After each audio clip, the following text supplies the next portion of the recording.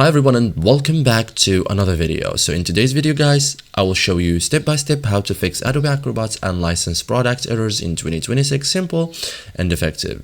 So first thing, verify your subscription status, like sign into your Adobe account, check whether your Acrobat subscription is active, expired, cancelled, suspended, payments pending. So Adobe licensing errors frequently occur when the subscription is no longer active. So confirm that Acrobat is included in your current plan.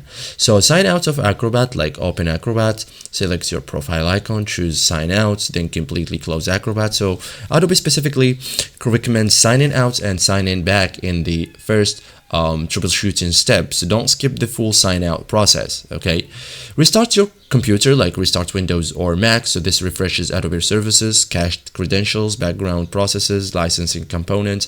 Adobe supports often recommends rebooting before signing back in.